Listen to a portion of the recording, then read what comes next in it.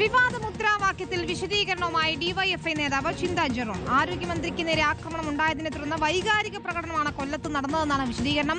പ്രതിഷേധത്തിന്റെ ഒരു ചെറിയ ഭാഗം മാത്രം കട്ട് ചെയ്ത് പ്രചരിപ്പിക്കുകയാണ്. പ്രധാന വിഷയത്തിൽ നിന്ന് ശ്രദ്ധ തിരിച്ചുവിടാനുള്ള ഗൂഢാലോചനയുടെ ഭാഗമാണ് പ്രചാരണമെന്നാണ് ചിന്താ ജെറോം പറയുന്നത്. ഇത്തരം പ്രചരണങ്ങൾ നടത്തുന്നവർ അതിൽ നിന്നും പിന്നോട്ട് പോകണം, വസ്തുതകൾ മനസ്സിലാക്കണം. മുഖ്യമന്ത്രി മുതൽ വളരെ സാധാരണക്കാരായ പ്രവർത്തകരെ വരെ ആക്രമിക്കുന്നു, മർദ്ദിക്കുകയാണ്. ഇതെങ്ങനെ അംഗീകരിക്കാൻ കഴിയും? അതിൻ്റെ ഭാഗമായിട്ടുള്ള പ്രതിഷേധങ്ങൾ ഉണ്ടാകും. വൈകാരികമായ ഏതെങ്കിലും മുദ്രാവാക്യം വിളി ഏതെങ്കിലും ഒരു പ്രവർത്തകന്റെ ഭാഗത്തുനിന്ന് ഉണ്ടായാൽ അതൊക്കെ വിലക്കാനുള്ള പൊളിറ്റിക്സ് ഞങ്ങൾക്കറിയാം. അത് വിലക്കിയിട്ടുമുണ്ട്, ഏറ്റുവിളിച്ചിട്ടില്ല. പിന്നീടുള്ള ഘട്ടത്തിൽ അങ്ങനെ ഏതെങ്കിലും ഒരു തെറ്റായ വാക്കുണ്ടാകുന്നെങ്കിൽ ഇതൊക്കെ ആ പ്രധാന വിഷയത്തിൽ നിന്ന് ശ്രദ്ധ തിരിച്ചുവിടാൻ വേണ്ടിയുള്ള ഗൂഢാലോചനയാണ് എന്ന് മനസ്സിലാക്കണം. ഇത് പ്രചരിപ്പിക്കുന്നവർ മുഴുവൻ വിഷ്വൽ കാണണം.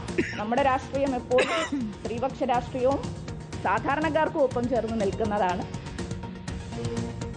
വി ജയശങ്കറാണ് ചേരുന്നത് വിശദാംശങ്ങളുമായി. ജയശങ്കർ, നമ്മൾ ആ മുദ്രാവാക്യം വിളി കേട്ടതാണ്, അതിന്റെ ദൃശ്യങ്ങൾ ഉൾപ്പെടെ കണ്ടതാണ്.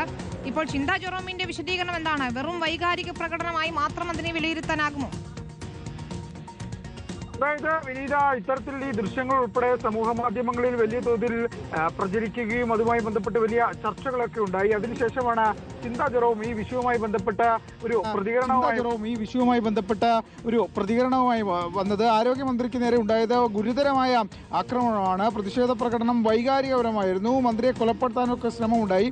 ആ ഘട്ടത്തിലാണ് ഇന്നലെ അത്തരത്തിൽ ചില മുദ്രാവാക്യം വിളി ഉണ്ടായത്. അത് ഏറ്റുപറയേണ്ട ഒരു സാഹചര്യമൊക്കെ ഉണ്ടായത്. പക്ഷേ ആ മുദ്രാവാക്യത്തിന്റെ അപകടം മനസ്സിലാക്കി അത് ശരിയല്ല എന്ന് മനസ്സിലാക്കിക്കൊണ്ട് ആ ഘട്ടത്തിൽ തന്നെ തിരുത്താൻ നിർദ്ദേശം നൽകി. തുടക്കത്തിൽ ഏറ്റുപറഞ്ഞെങ്കിലും പിന്നീട് അത് ഏറ്റുപിടിച്ചില്ല.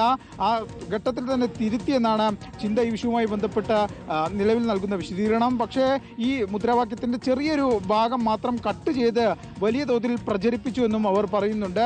ഈ അസഭ്യം പറഞ്ഞു എന്ന് പറയുന്നത് തെറ്റാണെന്നും സ്ത്രീപക്ഷ നിലപാട് ഉയർത്തിപ്പിടിക്കുന്ന ഒരാളാണ് താൻ, അത്തരം ഒരാൾ എന്ന നിലയിൽ ഇത്തരം പരാമർശങ്ങൾ നടത്തില്ല എന്നും അവർ പറയുന്നു. എന്തായാലും വൈകാരികമായി ചില മുദ്രാവാക്യങ്ങൾ വന്നു. അത് തെറ്റ് മനസ്സിലായ ഘട്ടത്തിൽ തന്നെ അത് തിരുത്തുകയും ചെയ്തു. എന്തായാലും